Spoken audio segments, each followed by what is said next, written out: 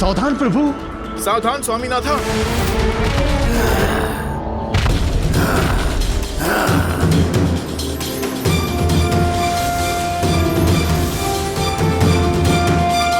अब मेरा मन नियंत्रण में नहीं, विवश हो गई हूँ मैं।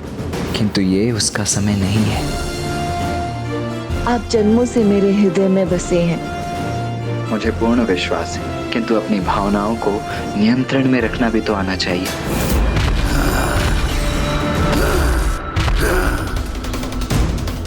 भ्राता कुछ कीजिए। देव सेनापति! कुमार कार्तिकेय, अपनी स्तब्ध अवस्था से बाहर आइए। कुछ कीजिए प्रभु।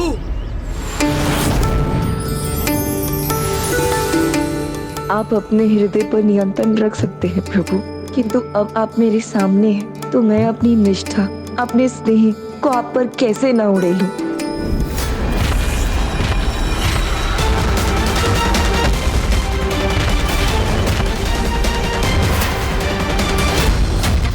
तुम्हारे स्नेह और निष्ठा का मैं सम्मान करता हूँ, किंतु मेरे लिए मेरा कर्तव्य सर्वोपरि है और मुझे असुरों का विनाश करना है। अपने इस कार्य को मुझे पूर्ण एकाग्रता से संपन्न करना होगा।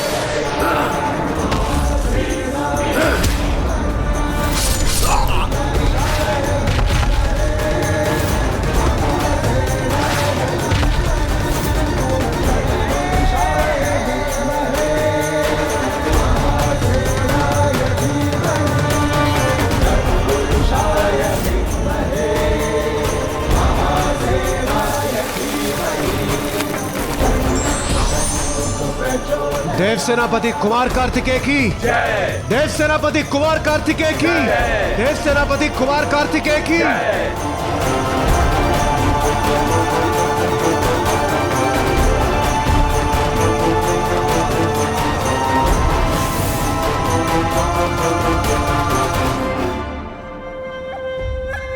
शक्तबाहु जैसा योद्धा इस बालक के सामने दुर्बल पड़ गया। ये बालक तो योद्धाओं का भी योद्धा है, महापराक्रमी, अद्भुत है। मैंने कभी ऐसा योद्धा नहीं देखा। दिव्यता इसके मुखमंडल पर दिखाई देती है। इसका बल और योग्यता इसकी दिव्यता का प्रमाण है। भाखन ने भ्राता को पहचानना आरंभ कर दिया है। आपने उचित कहा था प्रभु। स्वामी कार्तिकेय के पराक्रम को देख उनसे प्रभावित हुए बिना नहीं रह पाएगा भाखन। इस आयु में ही युद्ध कला और कौशल में इतना निपुण, नेतृत्व करने के लिए सर्वथा योग्य है। ओहो, असुर होकर इस बालक की प्रशंसा, वो भी अपने असुर के मृत्यु पर। कहीं आप असुर सम्राट सूरा पद्मन की शरण छोड़कर इसकी शरण में तो नहीं जाना चाहते आप? नहीं नहीं, कदापि नहीं। शत्रु की प्रशंसा का अर्थ उसकी भक्ति करना कदापि नहीं होता। अभी तो 2 परीक्षाएं शेष हैं। बाहुबल का धनी है तो क्या हुआ, मानसिक रूप से कितना शक्तिशाली है यह जानना भी तो आवश्यक है। ऐसी विकट चुनौती प्रस्तुत करूंगा जिसके सामने इसकी मानसिक शक्ति असफल हो जाएगी। चलिए अब आगे बढ़ते हैं, जिससे हम संध्या होने से पूर्व मंदिर पहुंचकर पूजा कर सकें। मूषक जी चलिए, हमें इनसे आगे वहां पहुंचना होगा। तत्र त्रिपथगा दिव्या शीतदोया अशैवला। यहाँ का वायु प्रवाह यहाँ के वातावरण और दिव्यता का आभास करा रहा। केवल वायु ही नहीं देवराज, यहाँ तो ये निर्मल जल भी अत्यंत दिव्य और पावन है। पावन तो होगा ही ना, जब ये दिव्य नदी स्वर्णमुखी है।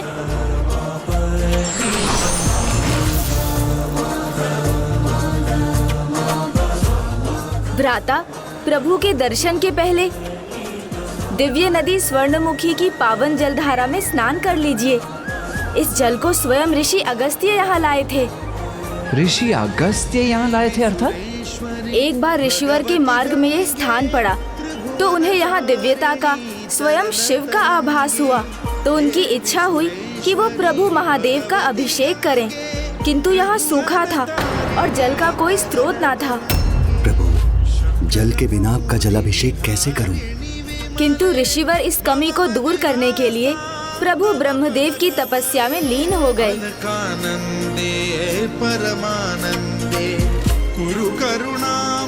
और अंततः प्रभु ने स्वयं आकर उन्हें दर्शन दिए। हे महर्षि, आपके मन में समाई प्रभु भक्ति और पूजा की लालसा देखकर मैं अत्यंत प्रसन्न हुआ। प्रणाम प्रभु ब्रह्मदेव। मुझे ज्ञात है कि आपकी क्या इच्छा है।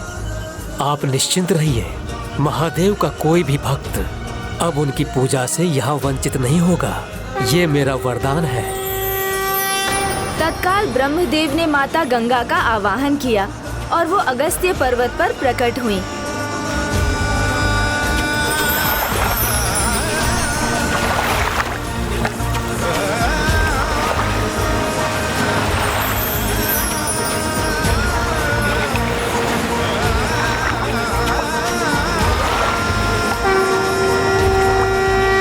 अब जब गंगा तुल्य नदी यहाँ अवतरित हुई है तो उसके तट पर अनेकों तीर्थ स्थल और मंदिर स्थित होंगे।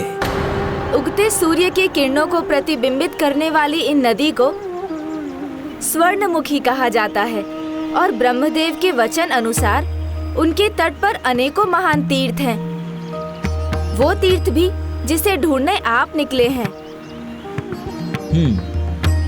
कथा रोचक है, किंतु गणेश, मैंने कहा ना कि मुझे तुम्हारी किसी सहायता की कोई आवश्यकता नहीं है। मैं स्वयं की सहायता स्वयं कर सकता हूँ, स्वयं का मार्ग स्वयं ढूंढ सकता हूँ।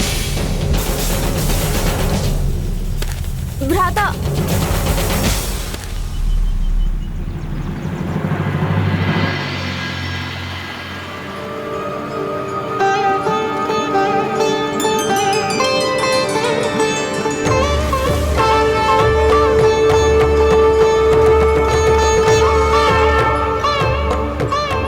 मुझे तो यहाँ कोई शिवधाम अथवा मंदिर दिखाई नहीं दे रहा है। किंतु मंदिर की घंटियों का स्वर तो इसी दिशा से सुनाई दिया था। यदि मंदिर यहाँ नहीं है तो फिर कहाँ है? जब मुझे मंदिर के घंटों की ध्वनि सुनाई दी थी तो मुझे मंदिर की झलक भी दिखाई दी थी। मेरे विचार से थोड़ा आगे जाने पर ही हमें कुछ स्पष्ट हो पाएगा, इसीलिए हमें नदी के साथ आगे बढ़ना चाहिए। उचित है देव सेनापति, किंतु हम किस दिशा में आगे बढ़े, दाईं ओर या फिर बाईं ओर? भ्राता दुविधा में है तो मुझे उनकी सहायता करनी चाहिए। मैं जानता हूँ गणेश, तुम मेरी सहायता के लिए तत्पर, किंतु मैं ये कार्य स्वयं करना चाहता हूँ। देवराज, मेरे विचार से हमें इसी दिशा में जाना चाहिए। आइए। प्रभु, स्वामी कार्तिकेय तो उचित दिशा में नहीं जा रहे हैं, कुछ कीजिए प्रभु। ओह, सूझ गया उपाय। मूषक जी, कभी कभी हम प्रभु महादेव को यहाँ वहाँ ढूंढते रहते हैं, किंतु सत्य तो ये है कि प्रभु के 8 प्रमुख स्थान हैं, फिर भी वो सर्वत्र हैं। 8 स्थान पर रहकर सर्वत्र रहते हैं प्रभु, वो कैसे? और वो 8 स्थान कौन से हैं? गणेश जी, क्या आपका अर्थ 8 दिशाओं से है? तो क्या अष्टधातु? यदि ये भी नहीं है तो तुम स्वयं ही क्यों नहीं बता देते गणेश?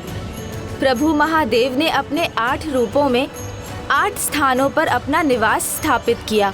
प्रथम 5 थे पंचभूत, अर्थात वायु, जल, अग्नि, पृथ्वी और आकाश।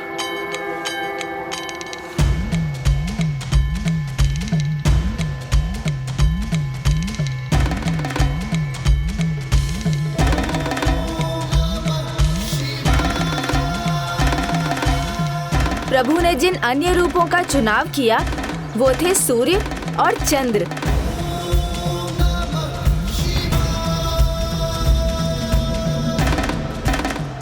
और 8वें थे पशु, अर्थात सृष्टि के सभी जीव।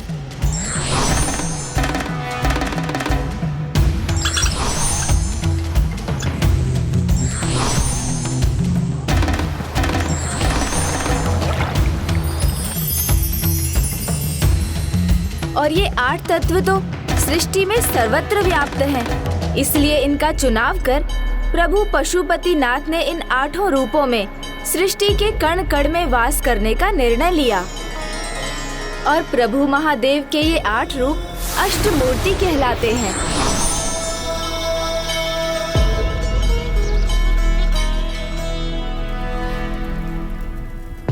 इन अष्ट रूपों में से प्रभु महादेव ने इस नदी के तट पर वायु रूप में प्रकट होने का निर्णय लिया।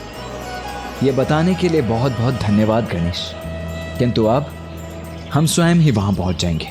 अवश्य भ्राता, मुझे इसमें तनिक भी संदेह नहीं, क्योंकि प्रभु महादेव यहाँ अपने वायु रूप में हैं, इसलिए मात्र उनका आभास ही उन तक ले जाएगा।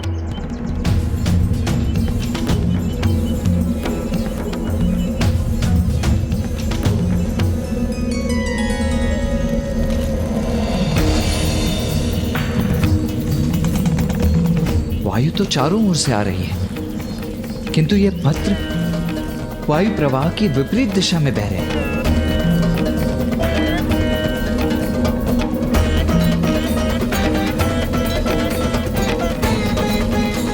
क्षमा करें प्रभु, मात्र पत्र ही नहीं, यहाँ का कण कण विपरीत दिशा में पड़ रहा है। ये कैसे संभव है? प्रभु, वो बेल वृक्ष को देखिए।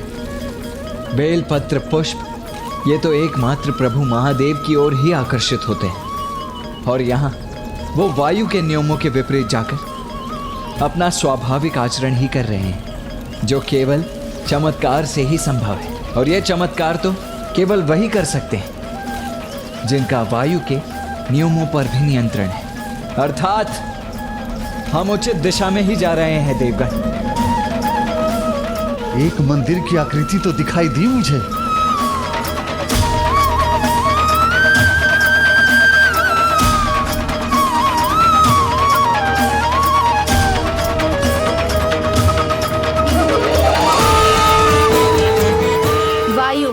जो हमें मार्ग दिखा रही है दिव्य है, क्योंकि प्रभु ने स्वयं वायुदेव की तपस्या के परिणाम स्वरूप अपना वायु रूप धारण किया था। ओम नमः शिवाय। ओम नमः शिवाय। वो अपने तप में इतने लीन हो गए, उनका तप इतना शक्तिशाली और प्रचंड हो गया कि संपूर्ण सृष्टि पर उसका प्रभाव पड़ने लगा और चारों दिशाओं में एक बवंडर की स्थिति उत्पन्न हो गई।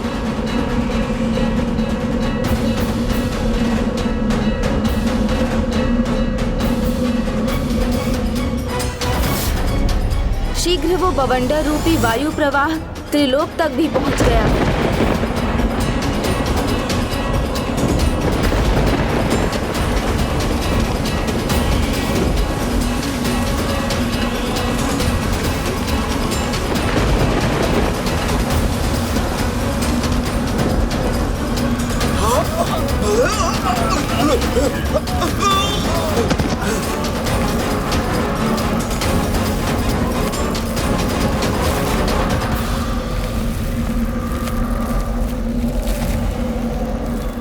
कैलाश में इस प्रकार के बवंडर का भला क्या अर्थ है?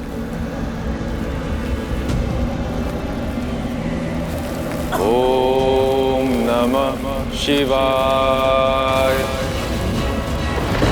ओम नमः शिवाय।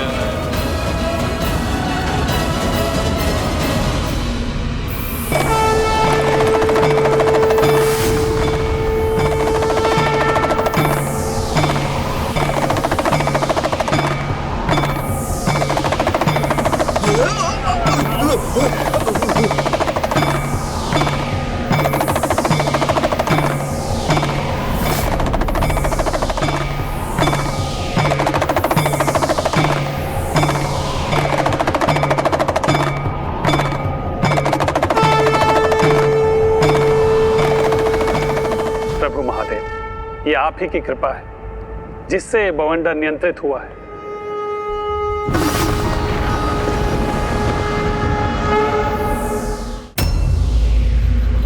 प्रभु, वायुदेव के तप की ऊर्जा एकमात्र आप ही साध सकते हैं।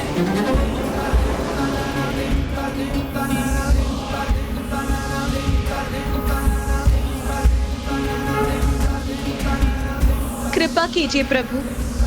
प्रभु महादेव ने उस संपूर्ण वायु तत्व को अपने भीतर समाहित कर नियंत्रित कर लिया और वायु से उत्पन्न उस बवंडर को साध कर प्रभु ने स्वयं को भी परिवर्तित कर लिया और वायु मूर्ति रूप में वायुदेव को दर्शन दिए।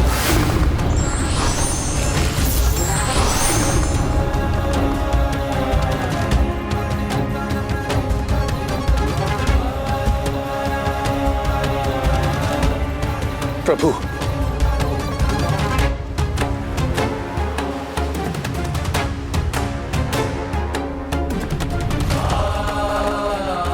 प्रणाम प्रभु। मैं कृतार्थ हुआ आपके दर्शन पाकर। वायुदेव, पूर्ण हुई आपकी तपस्या। आपकी तप की ऊर्जा का अनुभव केवल मैंने ही नहीं किया, अपितु समस्त सृष्टि ने उस ऊर्जा का अनुभव किया है। इसलिए मैं प्रसन्न होकर आपको ये वरदान देता हूँ, वायु सृष्टि में जीवन का आधार बनने के साथ साथ संसार में हर स्थान पर व्याप्त रहेगी। प्रभु, आपका वायु मूर्ति रूप में दर्शन देना मेरे लिए किसी बड़े वरदान से कम नहीं है। मेरे तप का इससे बढ़कर और कोई उद्देश्य नहीं था। उद्देश्य और कारण दोनों समाहित हैं आपके तप में। वायुदेव, आपको तो ये ज्ञात है कि सृष्टि में कोई भी घटना अकारण नहीं होती। आपके तप के परिणाम स्वरूप आने वाले समय में ये वायु रूप मेरी अष्टमूर्तियों में से एक होगा और आपका ये तप स्थल मेरे पंचभूत स्थलों में से एक होगा, जहां मैं स्वयंभू कर्पूर लिंग के रूप में प्रकट होकर सदैव विराजमान रहूंगा। प्रणाम प्रभु।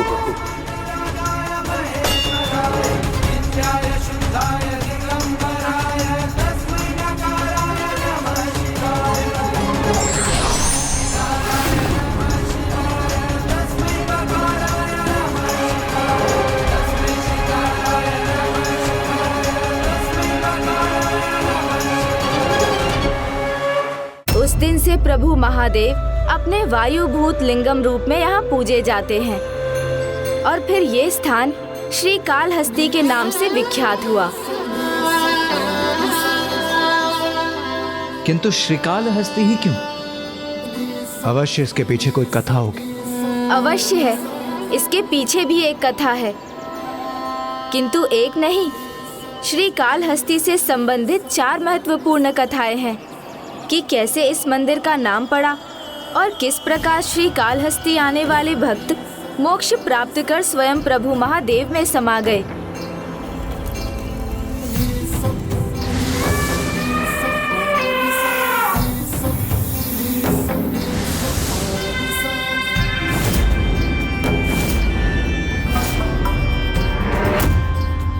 तो वो कथाएं सुनाइए ना प्रभु।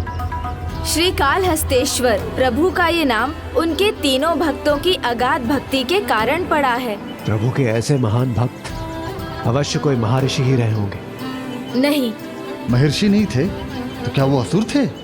वो मंदिर वन के मध्य में है, तो संभवतः वो तीनों भील या आखेटक होंगे। नहीं, मानव योनि के हो ऐसा सौभाग्य भी नहीं था उनका। बालक है तो बालक की भांति कथाएं सुनने दो इसे गणेश से। मैं तो अपना दूसरा अस्त्र क्रियान्वित करता हूँ उसके विरुद्ध। अस्त्र? कैसा अस्त्र?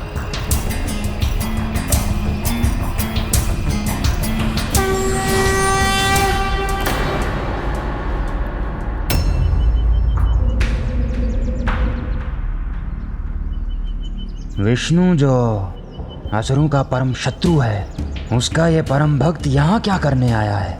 कुछ तो आशय अवश्य है इसका। सोचना है इसके पास या कोई योजना, इसे ज्ञात करना होगा। ज्ञात तो मैं कर ही लूंगा, क्योंकि किसी के मन को पढ़ना मुझे भली भांति आता है।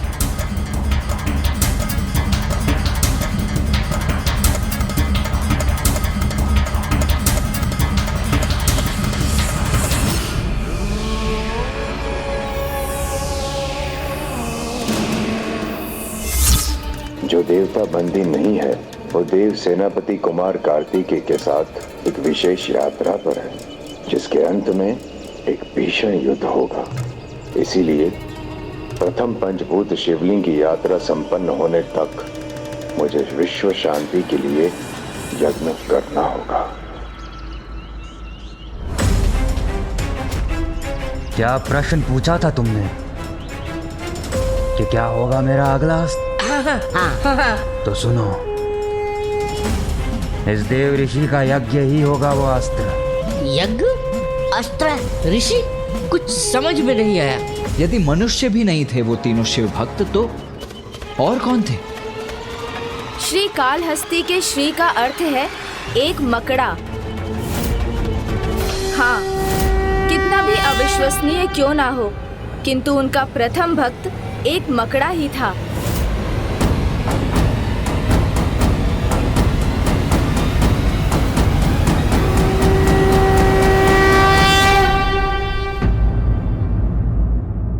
जब कोई वीर अपनी वीरता की पराकाष्ठा तक पहुंच जाता है तो शत्रु भी उसकी प्रशंसा किए बिना नहीं रह पाता।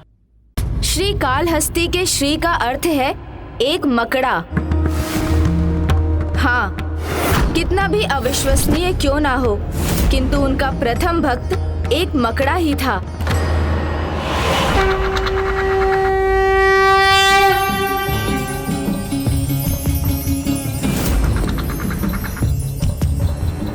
प्रभु को कष्ट हो, ये नहीं सह सकता मैं।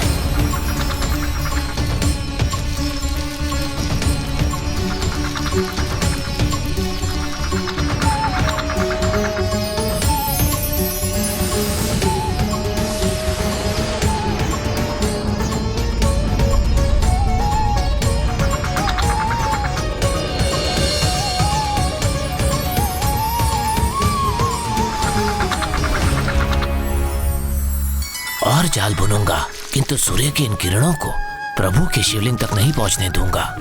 किंतु उस मकड़े का ये दृढ़ता भरा निर्णय था और विश्वास भी था कि प्रभु के शिवलिंग सदैव सूर्य की किरणों से सुरक्षित रहेंगे।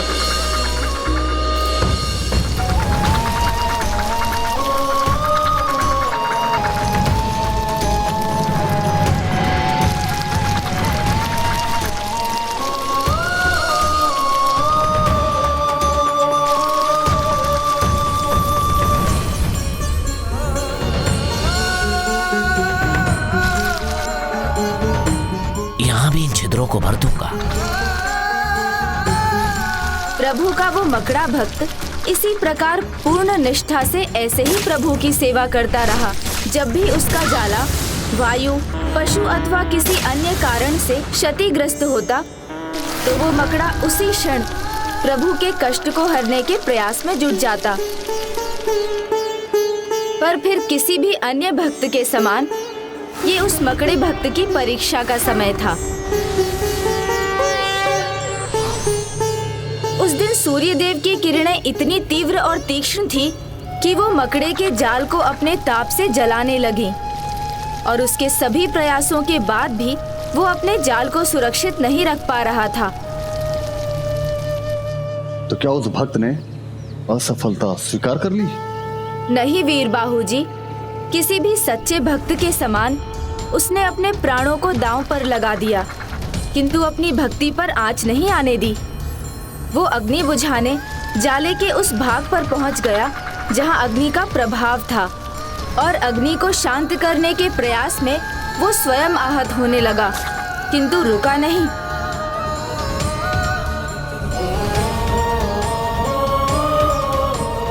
ये तो मात्र उस भक्त की परीक्षा थी।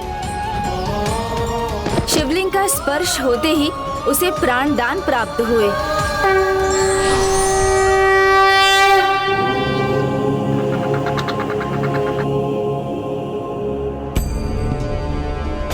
ऐसी अटूट भक्ति है तुम्हारी वत्स कि तुमने वो कार्य किया है जो प्रभु अपने भक्तों के लिए करते हैं। अपने प्रभु को ही अपनी छत्र छाया से ढक दिया तुमने, तपती धूप में छाया प्रदान की। तुम्हारी ये महान भक्ति सृष्टि के अंत तक स्मरण की जाएगी, सृष्टि के अंत तक स्मरण की जाएगी। प्रभु महादेव उससे इतने प्रभावित थे कि उन्होंने उस मकड़े भक्त से पुनः वरदान मांगने को कहा। एक छोटे से कीट को भला क्या वरदान चाहिए होगा?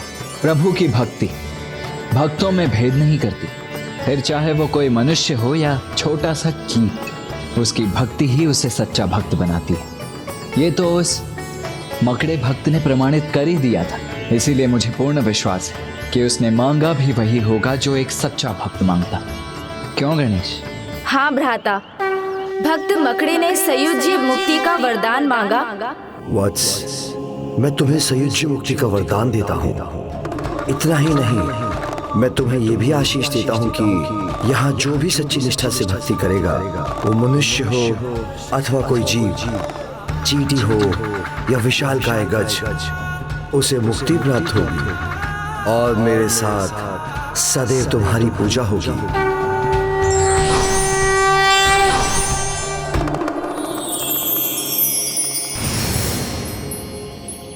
हे श्री ज्ञान मूर्ति गणेश जी, श्रीकाल हस्ती में श्री नाम कैसे जुड़ा ये तो ज्ञात हो गया मुझे, किंतु काल और हस्ती ये शब्द, इनकी उत्पत्ति कैसे हुई? जैसे वो मकड़ा प्रभु का भक्त था, वैसे ही एक काल अर्थात एक सर्प और हस्ती अर्थात एक गज भी महादेव के भक्त थे। प्रत्येक भोर में वो गज हस्ती पुष्प गुच्छ और बेलपत्र के साथ अपनी सूंड में जल लेकर आता था।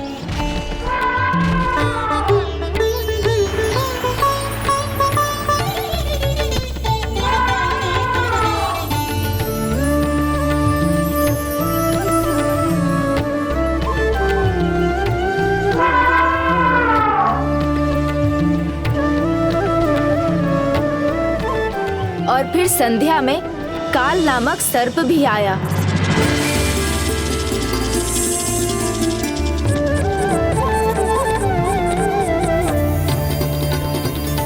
उस सर्प के अनुसार वो पत्र और पुष्प प्रभु के योग्य न थे, तो उसने प्रभु के स्थान को स्वच्छ किया, फिर शिवलिंग को मणियों से सज्जित किया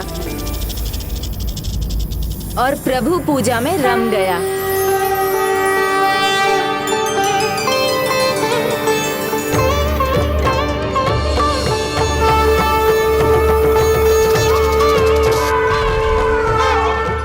जिस प्रकार काल को हस्ती गज की पूजा पद्धति नहीं भाती थी, उसी प्रकार गज हस्ती को काल की पूजा से कोई लगाव ना था। वो काल की लाई मणियों को पत्थर समझ दूर फेंक देता था और काल उसके पुष्पों को। ऐसा कुछ दिनों तक निरंतर चलता रहा, किंतु एक दिन क्रोधित होकर उस गज ने मणियों को जलाशय में फेंक दिया। जब रात्रि में सर्प वहां पहुंचा तो वो प्रभु के शिवलिंग के निकट पुष्प और पत्र देखकर बहुत निराश हुआ। उसने अपने अनुसार उस स्थल को स्वच्छ किया, फिर उसकी प्रतीक्षा में वहीं स्थित हो गया जिसने उसकी मणियों को हटाया था। और फिर अगली भोर दोनों शिव भक्तों में युद्ध छिड़ गया।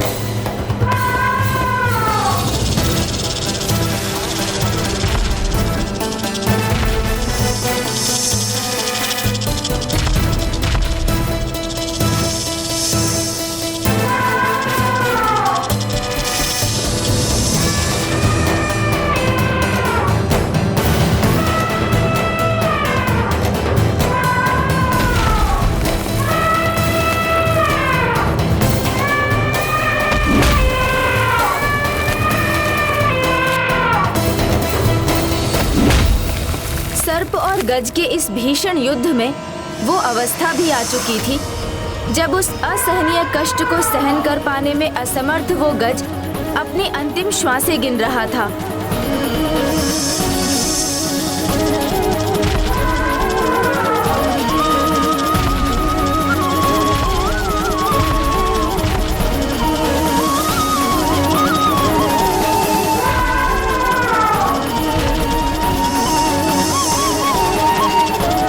फिर एक पुष्प उठाकर शिवलिंग के निकट पहुंच गया और सर्प भी मणि उठाकर प्रभु के निकट।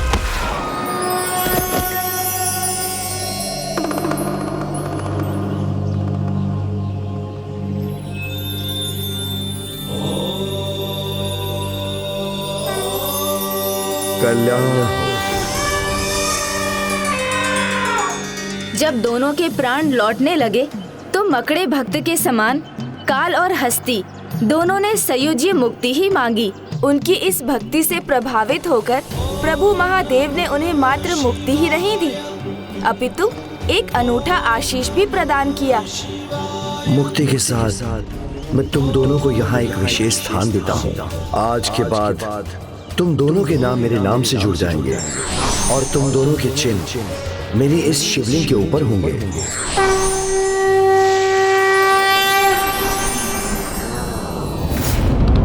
इसीलिए उन तीनों भक्तों के सम्मान में प्रभु के इस मंदिर का नाम पड़ा श्रीकालहस्ती। श्रीकालहस्ती,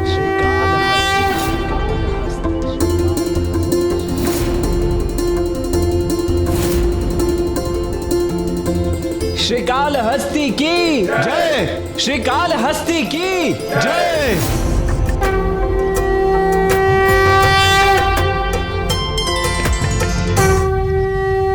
तुमसे प्रभु श्रीकालहस्ती की ये कथा जानकर मन बड़ा आनंदित हुआ गणेश, किंतु अब हमें संध्या आरती के लिए मंदिर की ओर बढ़ना चाहिए। नहीं नहीं भ्राता, मैंने अभी तक आपको वो मुख्य कथा तो सुनाई ही नहीं है जिसका संबंध पाशुपतास्त्र से है, जिससे आप सुरापद्मन का वध कर सकेंगे। और मात्र पाशुपतास्त्र ही नहीं, इस कहानी के माध्यम से मुझे आपको विवाह के लिए भी तो मनाना है। माँ, जब प्रभु महादेव किसी ऐसे कार्य के लिए कहीं प्रस्थान करते हैं तो आप अपना समय कैसे व्यतीत करती हैं? ये कैसे प्रश्न पूछ लिया मैंने? माता क्या सोचेंगी?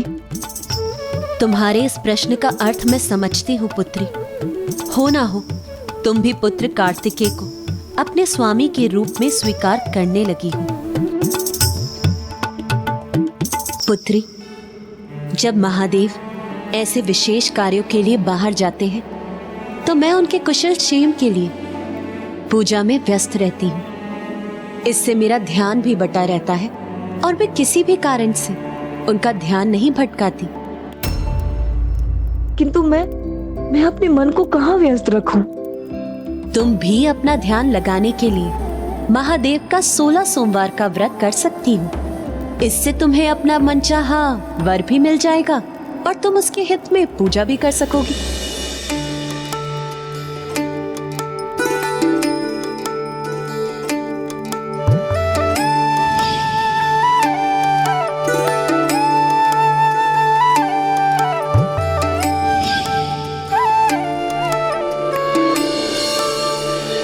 संध्या वंदन में तो अभी बहुत समय शेष है भ्राता। आप कहे तो मैं पाशुपतास्त्र की कथा भी सुना दूं? हाँ गणेश, सुनाओ।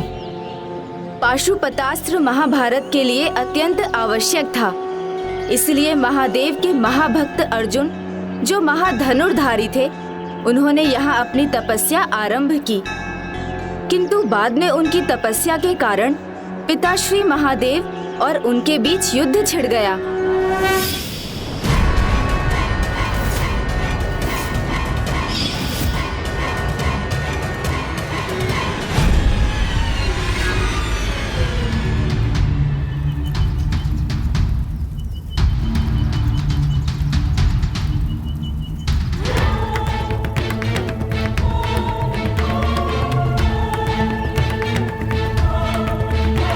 देव ऋषि का विश्व शांति के लिए यज्ञ जितना विशाल होगा, चुनौती भी उतनी विशाल होगी उस बालक कार्तिकेय के सामने।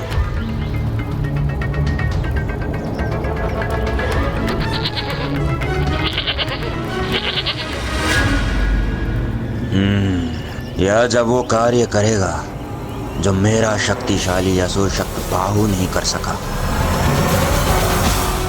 नारायण अवतार श्री कृष्ण की प्रेरणा से पांडुपुत्र महारथी अर्जुन ने पाशुपतास्त्र प्राप्ति के लिए जगत पिता महादेव की तपस्या आरंभ की।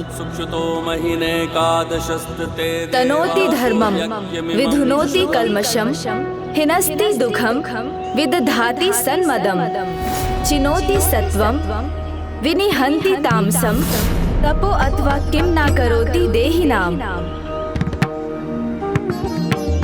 अर्थात तप धर्म का विस्तार ही नहीं करता, अपितु दुख का विनाश भी करता है, साथ ही अस्मिता भी देता है और सत्व का संचय करता है। तप से सब कुछ संभव है। उसी प्रकार महारथी अर्जुन की तपस्या के चरम ने असंभव को संभव किया। उनके जाप से कैलाश ही नहीं, महादेव भी अछूते नहीं रहे।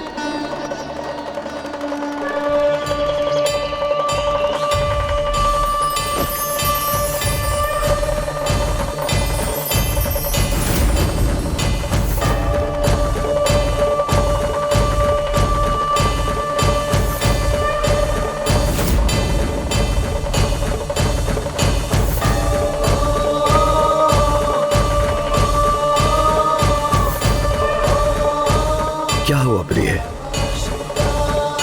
आप किन विचारों में मग्न हैं? स्वामी, अपार शक्ति के साथ अपार दायित्व भी निभाना पड़ता है। अपने तप के फल स्वरूप महारथी अर्जुन को पशुपतास्त्र प्राप्त होगा, किंतु स्वामी, क्या महान धनुर्धारी अर्जुन सदा इसका प्रयोग अपनी बुद्धिमानी से और न्याय के लिए ही करेंगे? यह तो हमें तभी ज्ञात होगा देवी, जब अर्जुन की परीक्षा होगी।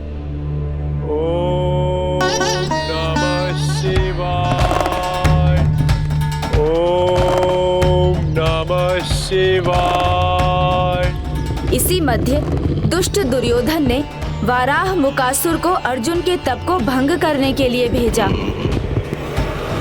ये कोई साधारण वारा तो नहीं है प्रभु।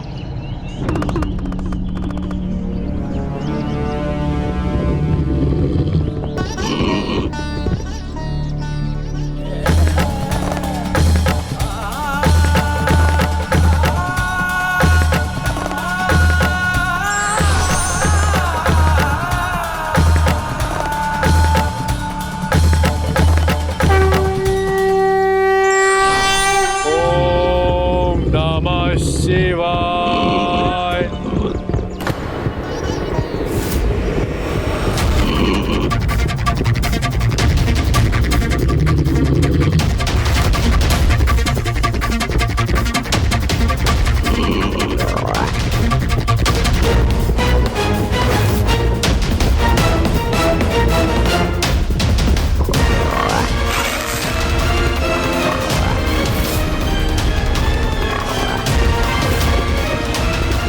रुको, वो मेरा आखेट है, तुम उसका वध नहीं कर सकते।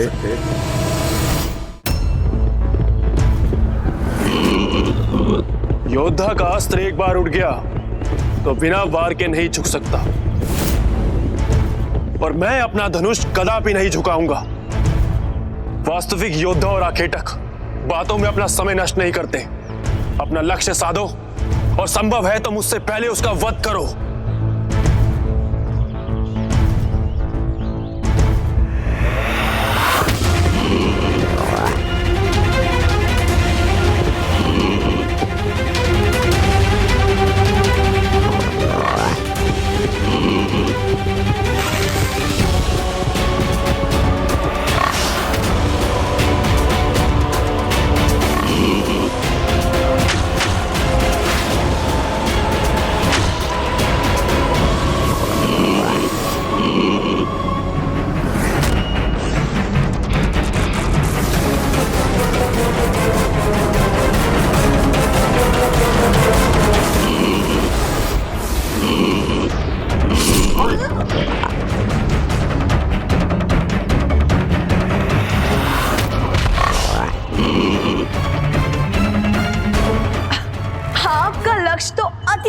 स्वामी, एक ही बार में आपने इतने विशाल और भयंकर वारा का आखेट कर दिया।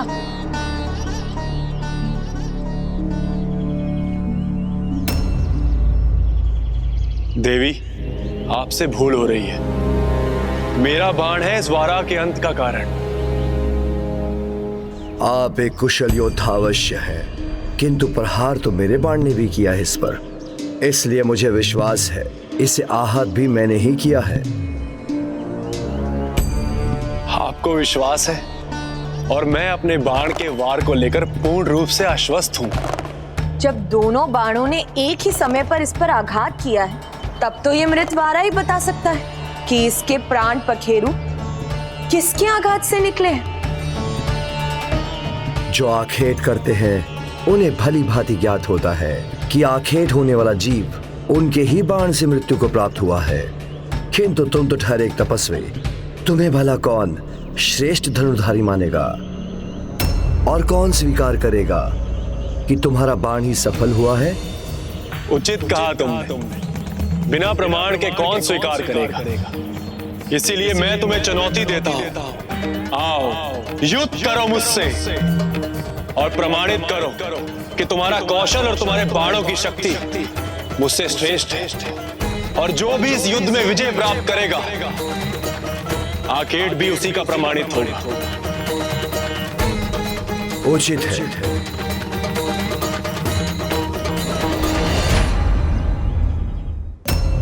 महायोद्धा अर्जुन को ये ज्ञात ही नहीं था कि उन्होंने किराट अवतार में प्रभु को चुनौती देकर स्वयं अपनी परीक्षा स्वीकार की थी। मेरे साधारण बाण ही तुम्हें पराजित करने के लिए पर्याप्त है।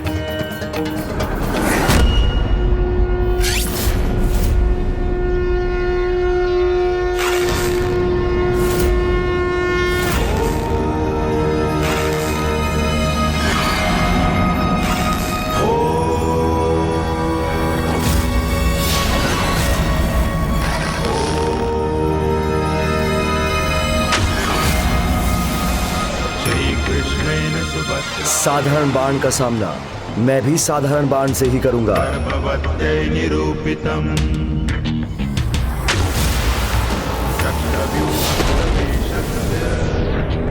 एक साधारण आखेटक के बाण में इतना सामर्थ्य।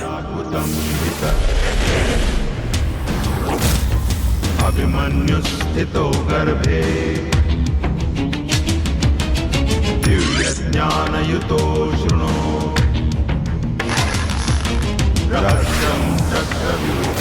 मेरे धातु बाण को इसका बाण नहीं रोक सकेगा। संपूर्णम न सत्यात्मा।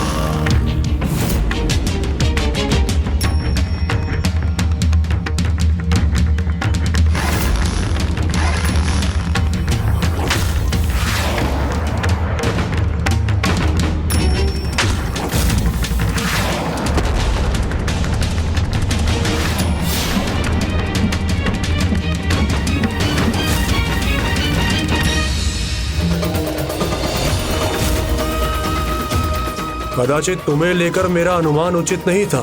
श्रेष्ठ धनुर्धारी हो तुम। तो लो, अब मेरे परम शक्तिशाली बाणों का सामना करो। मैं प्रस्तुत हूं। उचित है। वायु अस्त्र।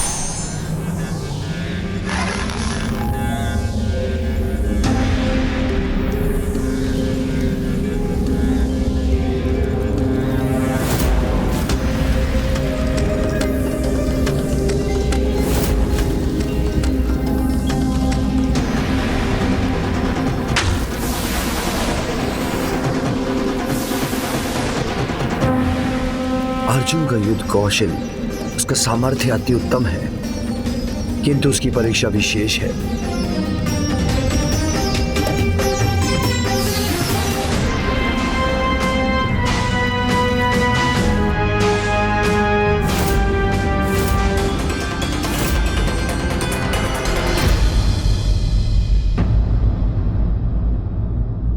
ईश्वर के लिए सभी भक्त समान रूप से प्रिय होते हैं, चाहे वो मनुष्य हो या जीव जंतु।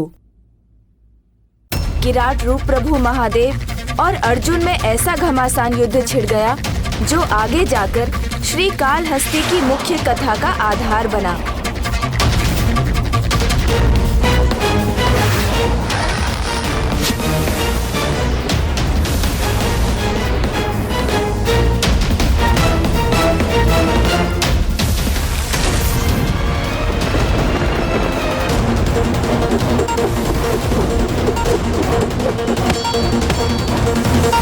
मेरे वायु अस्त्र को तो लौटा दिया तुमने, परंतु मेरा अग्नि अस्त्र तुम्हारे बाणों को भस्म कर देगा।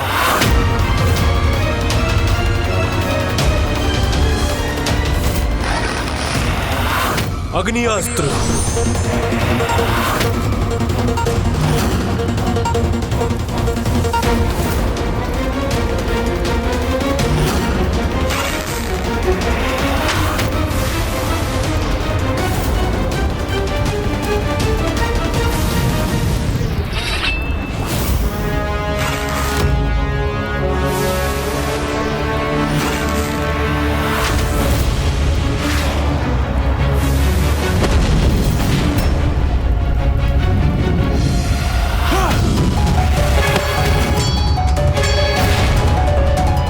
प्रत्येक प्रहार मेरे भीतर क्रोध की ज्वाला को जागृत कर रहा है।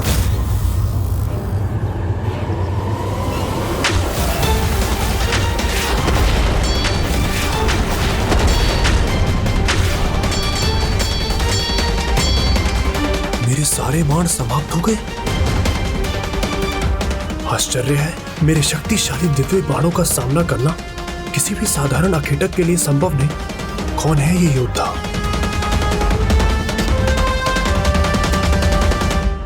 बस बहुत हुआ। अब मैं अपने महानतम अस्त्र का प्रयोग करूंगा।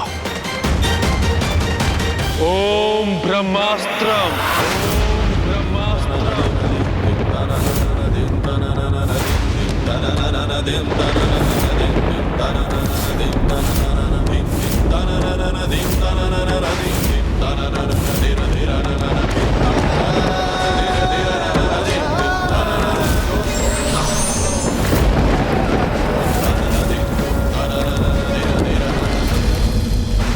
ओम ब्रह्मदेवाय नमः। हे ब्रह्मदेव, ब्रह्मास्त्र को जागृत कीजिए। अर्जुन को भले ही ज्ञात न हो, किंतु मैं उसके द्वारा ब्रह्मास्त्र का प्रयोग महादेव पर कदापि नहीं होने दूंगा। महादेव पर कदापि नहीं होने दूंगा।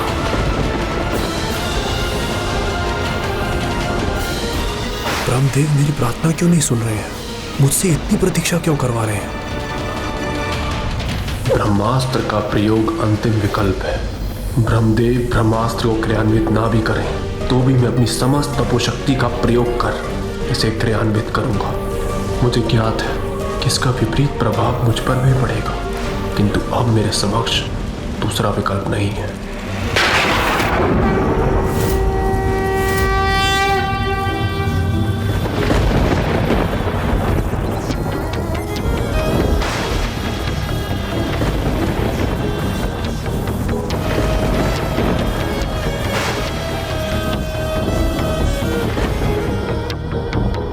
अर्जुन के इस निर्णय का अर्थ यह है कि मैं भी उसे ब्रह्मास्त्र के प्रयोग से नहीं रोक सकूंगा।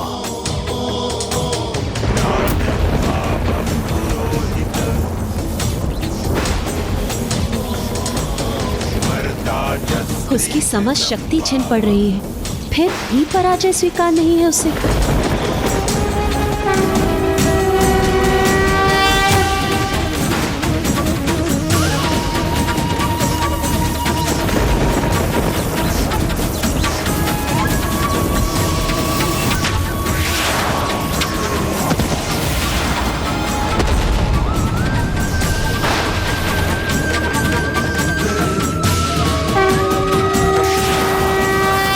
स्वामी अब ब्रह्मदेव के सम्मान में ब्रह्मास्त्र को नष्ट नहीं करेंगे, फिर उस महाअस्त्र का सामना भला कैसे होगा स्वामी?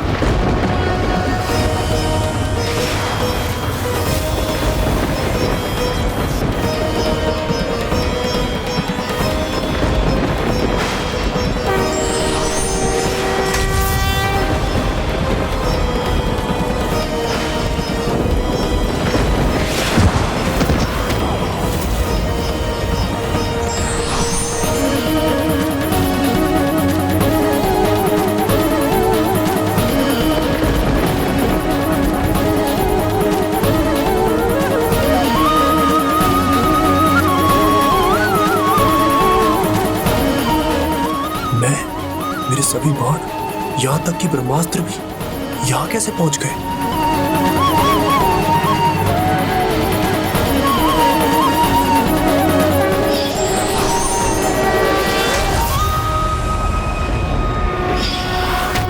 कौन था वो किरात?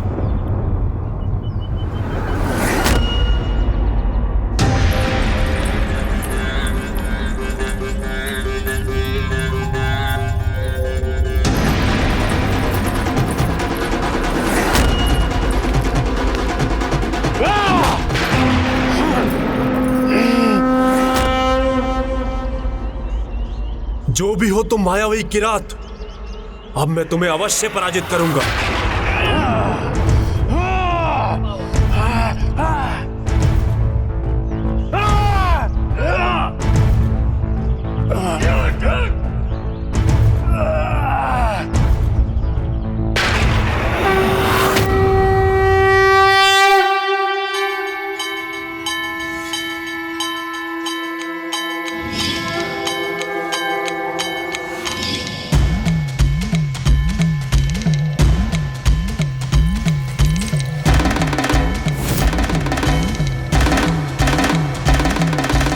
महादेव, प्रभु, प्रभु, प्रभु, महादेव, महादेव,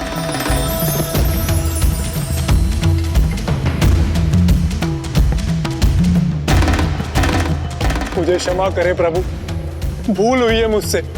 आपकी तपस्या कर रहा था और आप पर ही वार करने का दुस्साहस कर बैठे।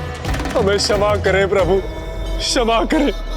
मेरे दिव्यास्त्र जब विफल होने लगे तभी मैं समझ गया कि किसी अत्यंत दिव्य और शक्तिशाली व्यक्तित्व से मेरा सामना है, किंतु योद्धा युद्ध के मध्य में नहीं रुक सकता, अन्यथा वो मेरे युद्ध कौशल और मेरे शस्त्रों का अपमान होता।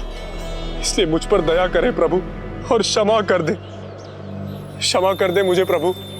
पुत्र अर्जुन, मेरी परीक्षा में सफल हुए तुमने एक वीर योद्धा के धर्म का पालन किया, पाशुपतास्त्र के लिए सर्वथा योग्य हो तुम। प्रभु, अब आपके दर्शन प्राप्त हो गए मुझे, तो अब और कुछ पाने की इच्छा कहाँ शेष रही। आप तो एक ही कृपा कीजिए प्रभु, मुझे संयोज्य मुक्ति अर्थात परम मोक्ष का वरदान दीजिए। ईश्वर हो या कोई छोटे से छोटा जीव, संसार में सभी के लिए कर्तव्य निर्धारित है। तुम्हारा कर्तव्य अभी पूर्ण नहीं हुआ है पुत्र।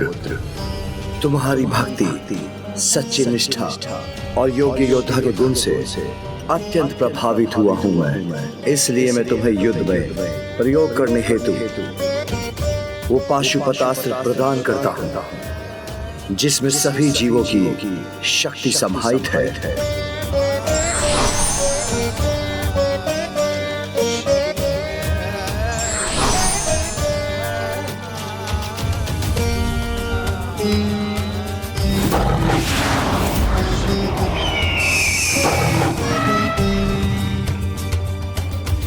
कुंती पुत्र, एकमात्र तुम ही से थामने, इसका वार करने और लौटाने में समर्थ हो। त्रिलोक में कोई भी ऐसा नहीं जो इसका सामना कर सके। इसलिए इसका प्रहार शक्तिशाली शत्रुओं पर ही होना चाहिए। उनसे कम किसी योद्धा पर इसका प्रयोग सृष्टि के अंत का कारण भी बन सकता है। पाओगे तब उस जन्म में तुम्हें मोक्ष की प्राप्ति होगी। ईश्वर हो या कोई छोटे से छोटा जीव, संसार में सभी के लिए कर्तव्य निर्धारित है। मुझे सफलतापूर्वक इस यात्रा को संपन्न कर पशुपतास्त्र प्राप्त करना होगा, तभी मेरे जीवन का उद्देश्य पूर्ण होगा। मुझे विश्वास हो गया कि मेरे जीवन का उद्देश्य आपसे जुड़ा है और मैं आपके कर्तव्य में आपकी सहायक बनूं। तो मैं आपके कर्तव्य के मध्य बाधा कैसे उत्पन्न कर सकती हूँ? इसलिए अब मैं आपके विचारों में डूबी नहीं रहूंगी। अभी तो मैं माँ के बताए 16 सोमवार व्रत में व्यस्त रहूंगी।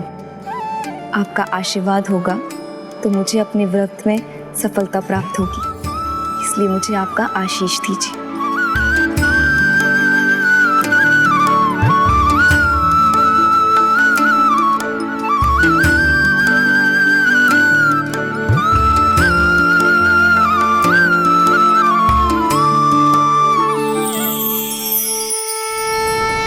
पुत्री देव सेना पुत्र कार्तिकेय के लिए पूर्ण रूप से सुयोग्य है।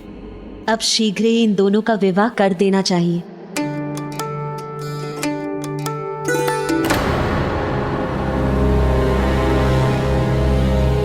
तो भ्राता, इस प्रकार वीर अर्जुन को पाशुपतास्त्र प्राप्त हुआ।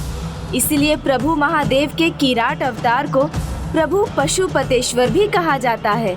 और उन्होंने अर्जुन को मात्र वो महाअस्त्र ही प्रदान नहीं किया, अपितु उन्हें भावी जन्म में मोक्ष का वचन भी दिया। तो फिर क्या अर्जुन का पुनर्जन्म हुआ प्रभु गणेश जी? हाँ हुआ, और इस जन्म में भी संयोज्य मुक्ति पाने के लिए उन्हें बहुत कठिन परीक्षा का सामना करना पड़ा, क्योंकि इस जन्म में उन्हें किसी भी ईश्वर में कोई आस्था नहीं थी। और उनके पुनर्जन्म की कथा भी अत्यंत रोचक है। इस कथा की शुरुआत एक कबीले से होती है, जिसके राजा व्याधराज नागा को कोई संतान ना थी।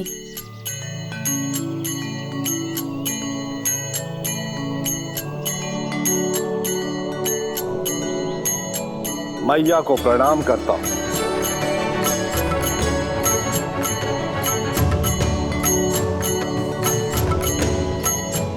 आज के दिन का आखेट स्वीकार करें माँ।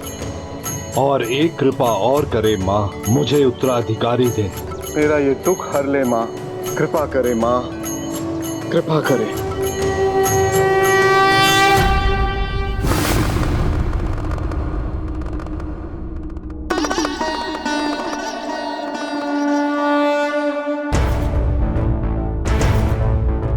जगत पिता की लीला अपरंपार है।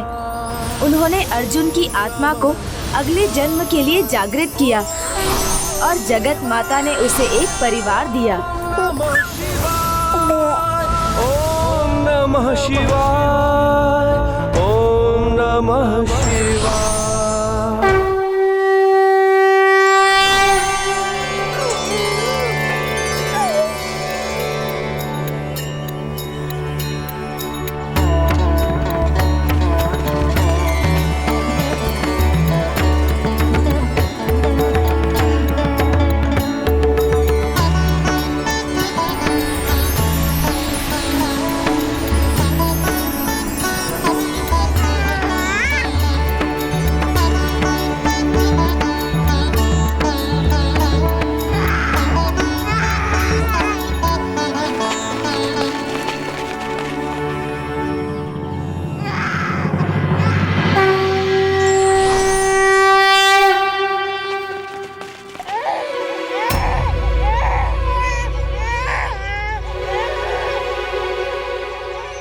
नागराज नागा को माँ की कृपा से उत्तराधिकारी प्राप्त हुआ।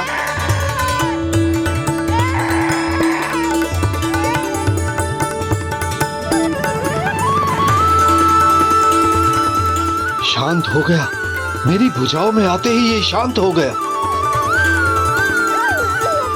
ये माँ की कृपा है, ये मेरा ही पुत्र है, ये मेरा ही पुत्र है, हाँ ये मेरा ही पुत्र है। और जब वो अपने कबीले लौटे तो सब पहले से ही आनंदित थे, क्योंकि उसी समय उनकी रानी ने एक पुत्री को जन्म दिया था। महाराज, मैया की कृपा हुई है आप पर, पुत्री हुई है आपको।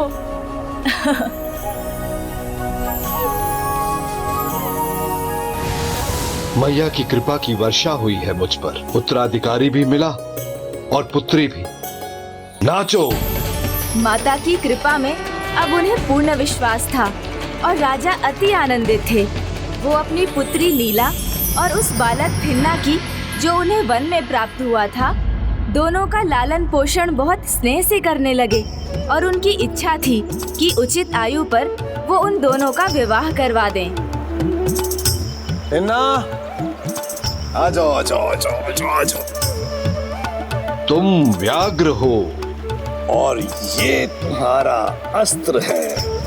अब इसे तुम्हें चलाना सीखना है और सामने देखकर निशाना साधना है। हाँ हाँ समझ गया, आखेट करना तो तुम्हारा भी धर्म है।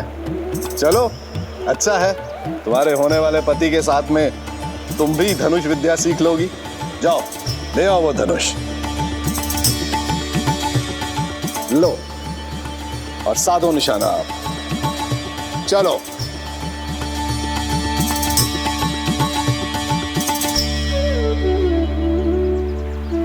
प्रणाम मैया, आशीष दीजिए प्रभु। जीती रहो। थिन्ना, तुम्हें प्रभु और मैया से आशीर्वाद नहीं लेना? मिट्टी की मूर्ति के सामने क्या झुकना, इनसे क्या मिलेगा? थिन्ना, मेरे राजा, मेरे मुखिया का आशीष समझे, इतना ही अधिक है मेरे लिए।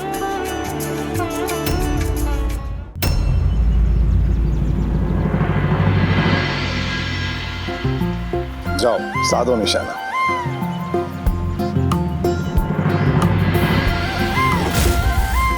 अच्छा है, बहुत अच्छा है। धनुष बाण चलाना तो जैसे तुम जन्म से ही जानते हो।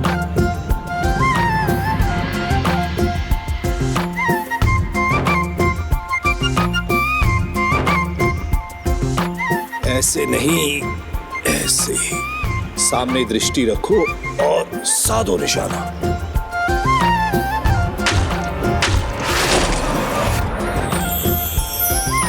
नीला, और अभ्यास करो, नहीं तो चूक जाओगी। आगे हाथ से निकल जाएगा और तुम भूखी रह जाओगी। जब तुम हो तो मैं भूखी क्यों रहूंगी भला? तुम आखेट करोगे और जो तुम लाओगे वो मैं खाकर प्रसन्न रहूंगी। फिर से लक्ष्य साधो और छोड़ दो बाण।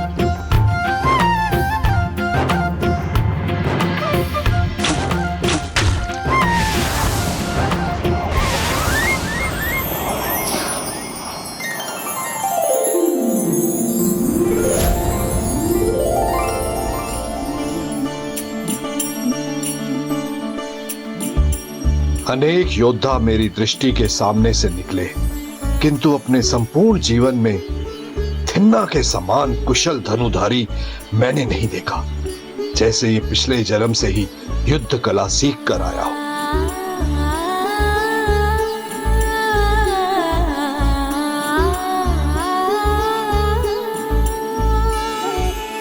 व्यर्थ में निर्जीव शिलाकृति के सामने झुकना छोड़ दो, कदाचित तुम्हारा भी लक्ष्य सुधर जाए।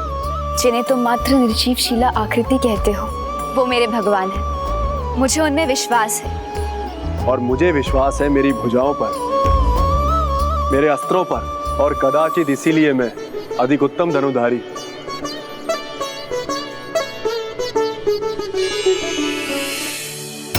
बचपन से इसे समझा रहा हूँ, ईश्वर भक्ति का महत्व समझा रहा हूँ, किंतु इस पर कोई प्रभाव ही नहीं पड़ता। और अब जब इसका राज्याभिषेक इतना निकट है, तो ये प्रभु में मैया में आस्था कैसे रख सकता है?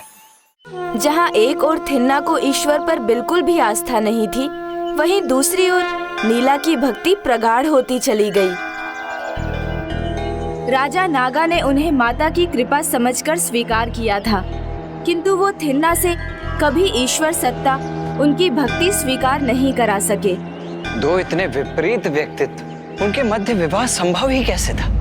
विवाह के उपरांत व्यक्ति के जीवन में कितने अद्भुत परिवर्तन आते हैं, मैं यही तो आपको दिखाना चाहता हूँ भ्राता, जिससे आप शीघ्र विवाह करने के लिए तैयार हो जाएं। क्या हुआ गणेश, अब किस विचार में डूब गए हो तुम? विवाह एक यात्रा है जिसमें स्त्री और पुरुष एक दूसरे को जानते हैं, समझते हैं। ये यात्रा कभी उन्हें आनंदित करती है तो कभी असंतोष का आभास भी कराती है, किंतु शुभ और बड़े उद्देश्य के लिए दोनों पति पत्नी इस यात्रा पर निरंतर आगे बढ़ते रहते हैं। थिन्ना और लीला में मतभेद अवश्य थे, किंतु मनभेद नहीं। दोनों एक दूसरे को स्वीकार करते थे। फिर एक दिन उन दोनों के विवाह का समय आ ही गया।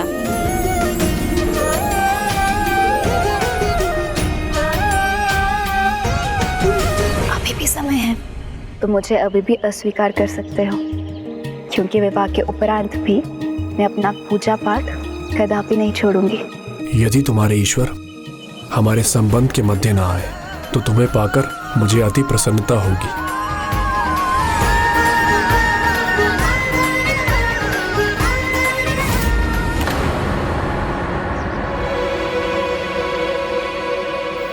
जाओ, अपनी मैया और अपने भगवान से आशीष ले लो।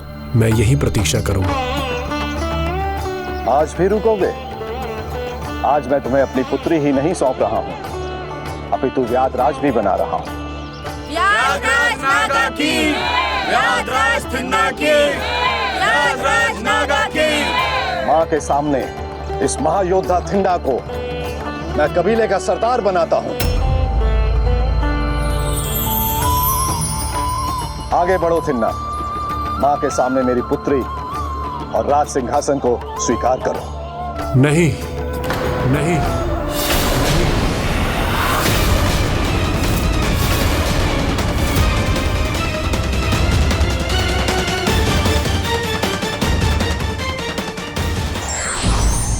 जब दो विपरीत विचारधाराओं के व्यक्तियों के मध्य प्रेम संबंध स्थापित होकर विवाह में परिणत होता है, तो वो सामाजिक एवं आध्यात्मिक क्षेत्र में नए आयाम स्थापित करता है। आगे बढ़ो थिन्ना, माँ के सामने मेरी पुत्री और राज सिंहासन को स्वीकार करो। नहीं, नहीं, नहीं।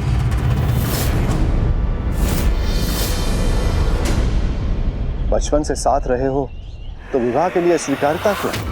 नहीं, नहीं, नीला से विवाह करूंगा मैं, किंतु इस मूर्ति के सामने नहीं।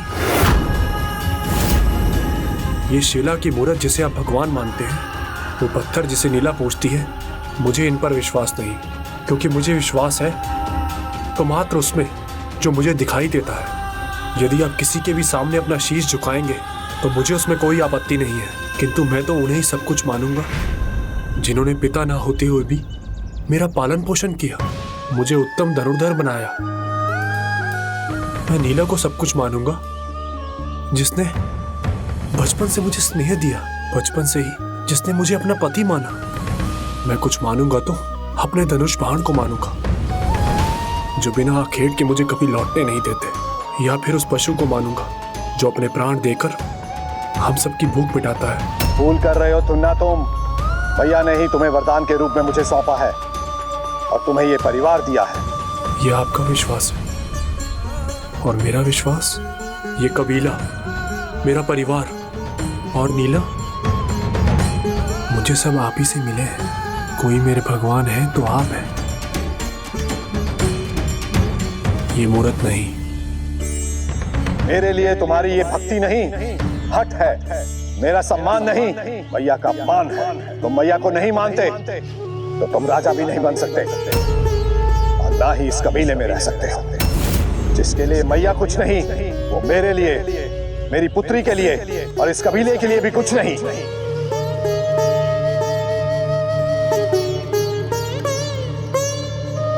मेरे राजा हैं आप, मेरे मुखिया हैं आप जो कहेंगे मैं सब कुछ मानूंगा। आपका राज आप ही रखिए, मुझे कुछ नहीं चाहिए। रखिए अपना कबीला, मैं कहीं भी चला जाऊंगा। रख लीजिए अपनी बुक। तो खड़े क्यों हो अब तक? चले जाओ।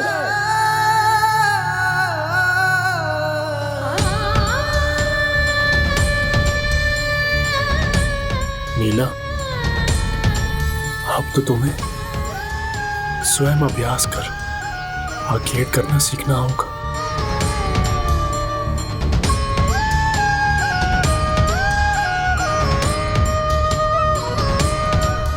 नीला, और अभ्यास करो, नहीं तो चूक जाओगी। आगे हाथ से निकल जाएगा और तुम भूखी रह जाओगी। जब तुम हो तो मैं भूखी क्यों रहूंगी भला?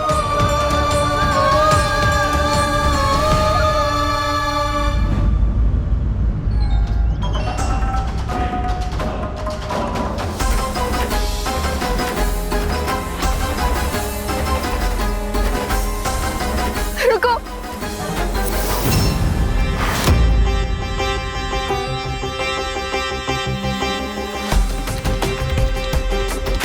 पिताजी, आपके शब्दों के कारण बचपन से मैंने जिसे अपना पति माना, उसे अपना स्नेह दिया, उसके साथ सदा रहने का वचन ही उसका साथ कैसे छोड़ दूं? रोक कीजिए उन्हें। नहीं, मैं उसे नहीं रोकूंगा। जो तेरी मां को ना माने उसके लिए यहां कोई स्थान नहीं। और तुम भी अगर जाना चाहती हो या उसके साथ रहना चाहती हो तो तुम भी जा सकती हो।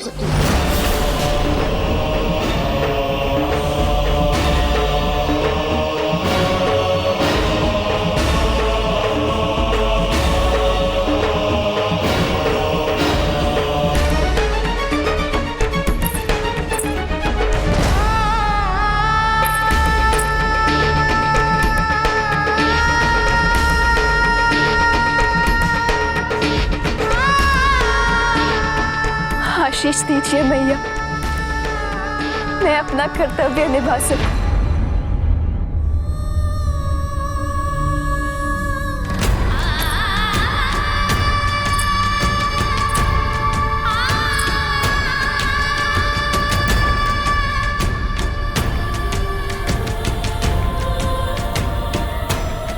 चले स्वामी।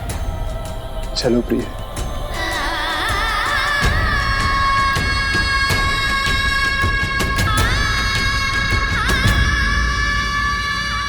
दोनों का एक दूसरे पर अपार और अटूट विश्वास ईश्वर पर विश्वास करने के ही समान था।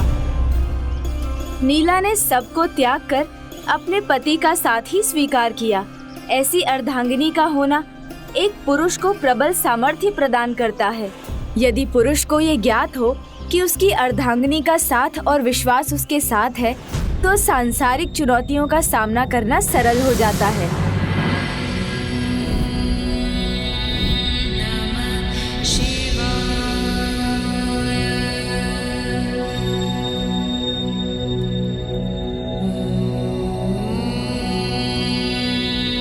ओम नमः शिवाय।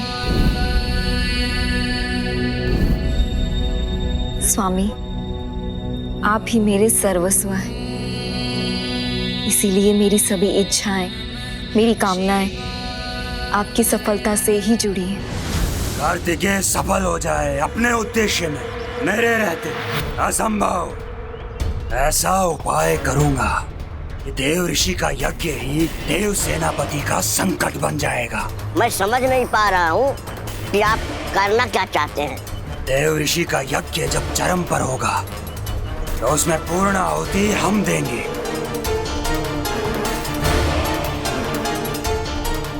विश्व शांति नहीं, अशांति यज्ञ बनेगा। ये एक असाधारण अज यज्ञ की अग्नि में प्रवेश करेगा और बाहर आएगा एक भयंकर असुर जो बालक कार्तिकेय की मानसिक शक्ति की परीक्षा भी लेगा।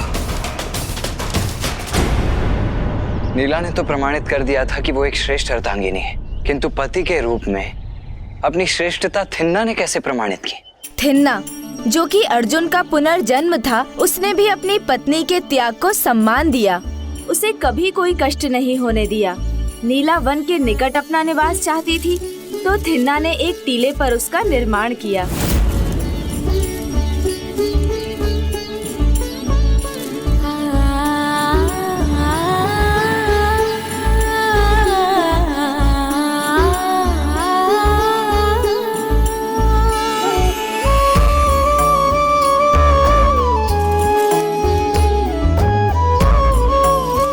निवास का निर्माण तो हो गया।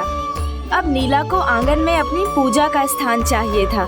थिन्ना तो पूजा पाठ करता नहीं था, किंतु उसने नीला के लिए एक पूजा स्थल का निर्माण कर दिया।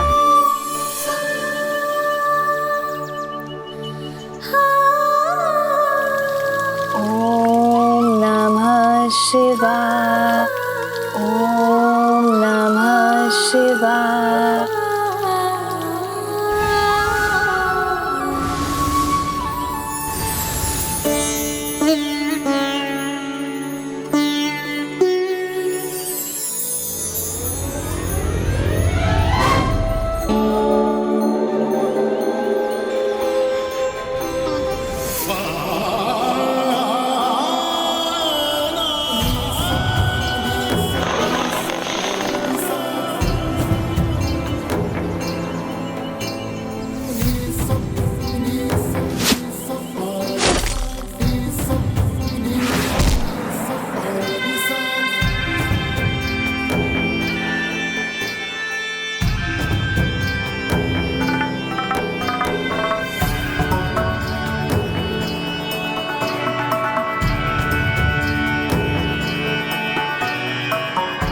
दोनों में ऐसा अटूट स्नेह था कि दोनों ने एक दूसरे को स्वीकार कर लिया था। थिन्ना और नीला एक दूसरे की मान्यताओं का सम्मान करते थे, और थिन्ना ने जो किया वो प्रभु में विश्वास के कारण नहीं, अपितु अपनी पत्नी के प्रति अपनी निष्ठा और कर्तव्य निभाने के लिए किया। और इतना ही नहीं, जब नीला प्रत्येक सोमवार श्री कालहस्ती मंदिर जाती, तो थिन्ना उसे अपनी भुजाओं में अथवा अपनी पृष्ठ पर उठाकर ले जाता, किंतु स्वयं कभी मंदिर के भीतर नहीं जाता। नीला, जब मैं हूँ तो तुम्हें कष्ट कैसे हो सकता है?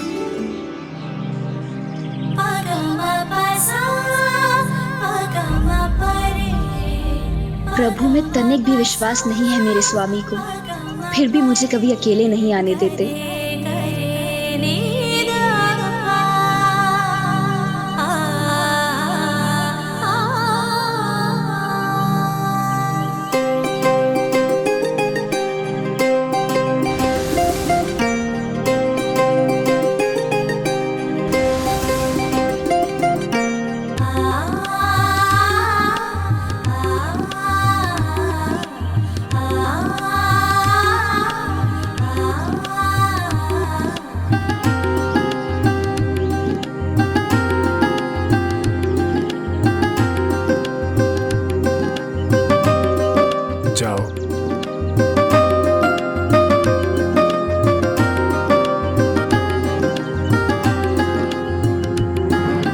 बस मेरी ये इच्छा भी पूरी हो जाए, प्रभु के प्रति इनकी भक्ति जागृत हो जाए।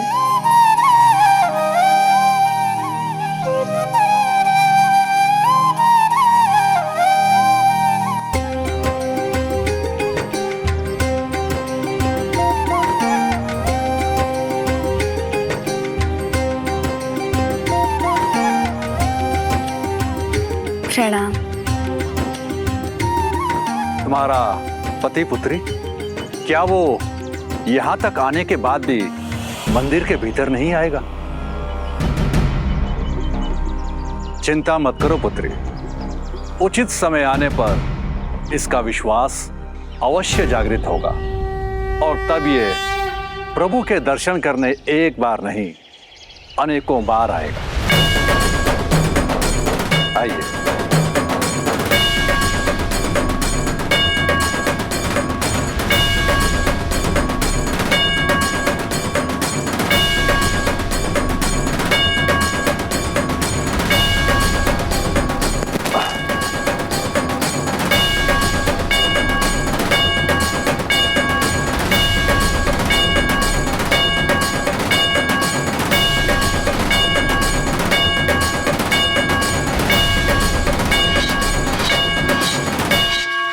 पत्थर को किसी ने भगवान मानकर उसकी पूजा की, अब वो उसी पत्थर से अपने बाण की धार बढ़ा रहा था। किंतु गणेश जी, यदि उसे भगवान और आस्था में विश्वास नहीं था तो फिर उसे मोक्ष प्राप्ति का वरदान कैसे प्राप्त हुआ? हाँ गणेश, जो श्रीकालहस्ती जैसे पवित्र धाम पर आकर भी प्रभु के दर्शन किए बिना ही लौट जाता था, प्रभु ने उस पर कृपा क्यों की भला? क्योंकि जिसे महादेव में अनास्था थी, वो प्रभु महादेव में ही आस्था के कारण स्वयं अपना नेत्र न्योछावर कर कनप्पा जो बनने जा रहा था।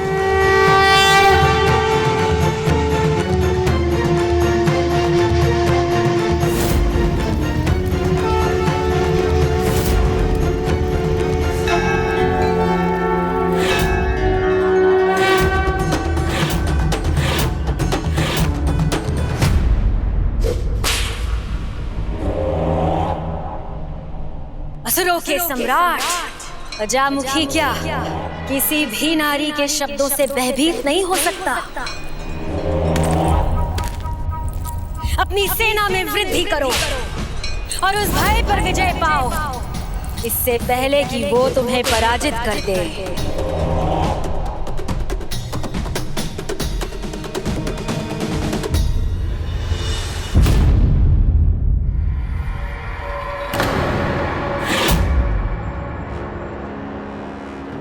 मेरी दृष्टि और संकेत मात्र से देवराज इंद्र का ये पुत्र भयभीत हो जाता है, तो भला मुझे किस बात का भय, कैसी आशंका?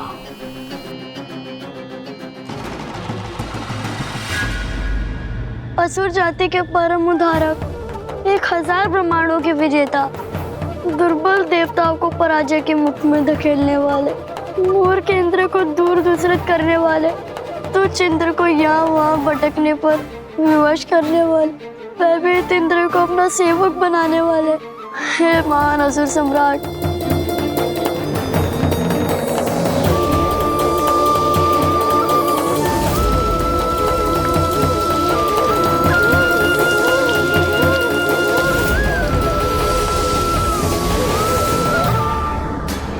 ये दुर्बल देव बालक मेरा गुणगान कर रहा है। देवता मेरी सेवा में नियुक्त है। वायुदेव, अग्निदेव, वरुण देव मेरी आज्ञा का पालन कर रहे हैं। इस तुच्छ सेवक की सेवा स्वीकार कीजिए महाराज।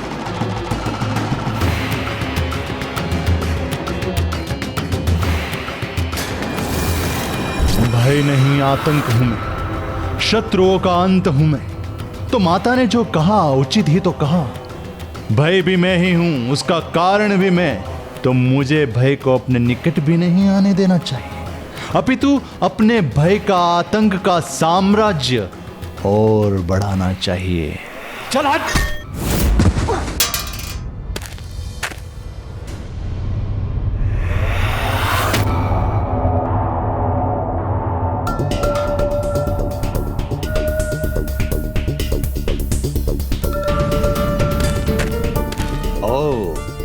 ब्रह्मदेव, आपको यहाँ आपके मित्रों की सहायता के लिए नहीं बुलाया गया है। जिस कार्य के लिए बुलाया गया है उसको शीघ्र पूर्ण कीजिए।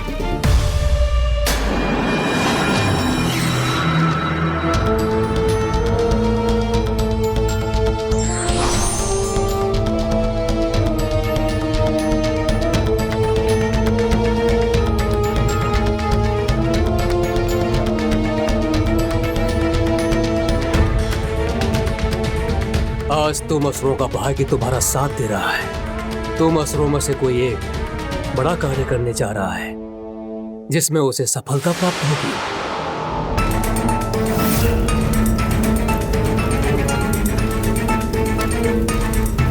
देव ऋषि का यज्ञ समाप्ति की ओर है, तो अब हमारा कार्य आरंभ होगा।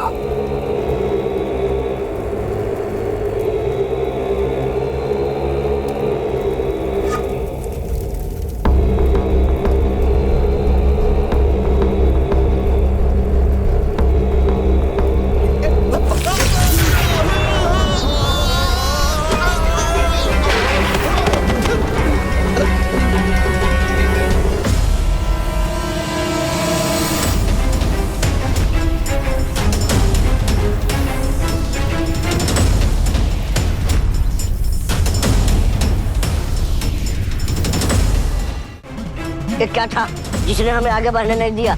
हमें उठा के दूर फेंक दिया। ये देवता अपना कुछ चक्र रचे बिना कहाँ रह सकते हैं? मंत्र की शक्ति से अदृश्य चक्र रचा है देवीशी ने, जिससे कोई असुर उनके यज्ञ स्थल में प्रवेश भी ना कर सके। तब तो शीघ्र आपको कोई उपाय करना होगा। कहीं ऐसा ना हो यहाँ इनका यज्ञ संपन्न हो जाए। उधर कार्तिकेय अपनी पूजा संपन्न कर श्रीकाल हस्ती से ना निकल जाए। बड़े ही अचंभे की बात है, श्रीकाल हस्ती जैसा पावन स्थल जहां मकड़ी और हाथी जैसे छोटे बड़े सभी जीव तक प्रभु की भक्ति में लीन हो जाते हैं, वहां पहुंचकर भी पूर्व जन्म में अर्जुन रहने वाला थिन्ना इस जन्म में प्रभु की आस्था के सागर में डूबने से भला वंचित कैसे रह गया? वो नास्तिक ही कैसे रह गया गणेश? क्योंकि पूर्व जन्म में उससे एक भूल हुई थी भ्राता। किंतु गणेश जी, उससे ऐसी कौन सी भूल हुई थी? यही प्रश्न तो माता पार्वती के मन में भी उभरा था। मैं उसका उत्तर भी अवश्य दूंगा, परंतु उससे पूर्व आपका शिवरात्रि के उस पावन तिथि के विषय में ज्ञात करना आवश्यक है, क्योंकि उसी दिन से थिन्ना में परिवर्तन आना आरंभ हो गया था। ओम नमः शिवाय, ओम नमः शिवाय, ओम नमः शिवाय, ओम नमः शिवाय, ओम नमः शिवाय, ओम नमः शिवाय, ओम नमः। इस मंत्र जाप से मेरी निद्रा भंग हो रही है। ओम नमः शिवाय, ओम नमः शिवाय, इतने भोर में मंत्र जाप की भला क्या आवश्यकता है? नमः शिवाय। नीला, नीला।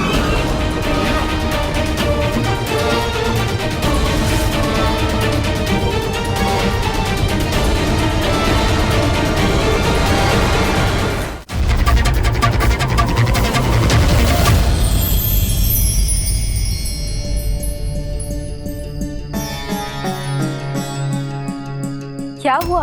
हमने कहा था कि हमें कोई समस्या नहीं, तुम्हारे ये सब क्या? शिवलिंग अभिषेक पूजा। हाँ हाँ, वो जो भी है, तुम्हारे भगवान को हमारे बीच भेद नहीं बनना चाहिए। और आज मेरी निद्रा के मध्य प्रकट हो गए तुम्हारे भगवान। तो क्या आपके स्वप्न? नहीं नहीं, तुम्हारे मंत्रों की बड़बड़ाहट ने हमारी निद्रा तोड़ दी। इतना बहुत नहीं है क्या कि तुम्हारा भगवान हमारे स्वप्न में भी आएगा?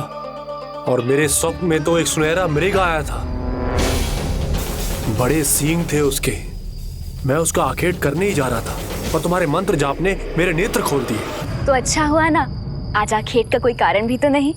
मैं बासी भोजन नहीं करूंगा। कोई बात नहीं, क्योंकि आज तो भोजन करना ही नहीं है। ये हमारा नया निवास है, यहाँ हमारी पहली शिवरात्रि है, इसलिए मैं और आप दोनों शिवरात्रि का व्रत करेंगे। व्रत, शिवरात्रि, ये बोलना मुझे पता है, ना मुझे भाते हैं। तो मैं बताती हूँ ना।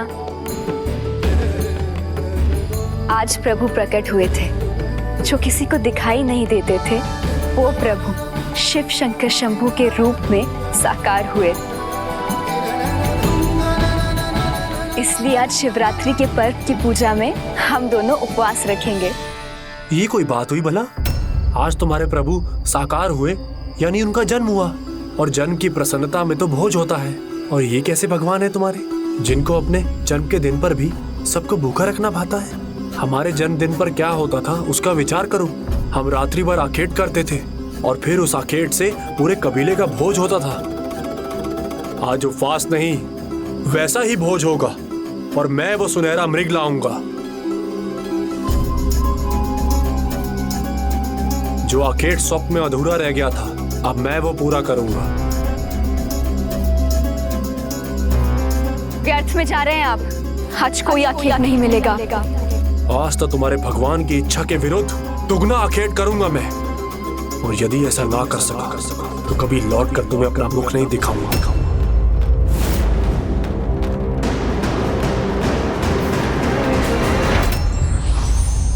जो स्त्री पुरुष अपनी व्यक्तिगत मान्यताओं, रुचियों और विचारधाराओं को परे रखकर एक दूसरे की भावनाओं का सम्मान करते हैं, उनका दाम्पत्य सदैव सफल होता है।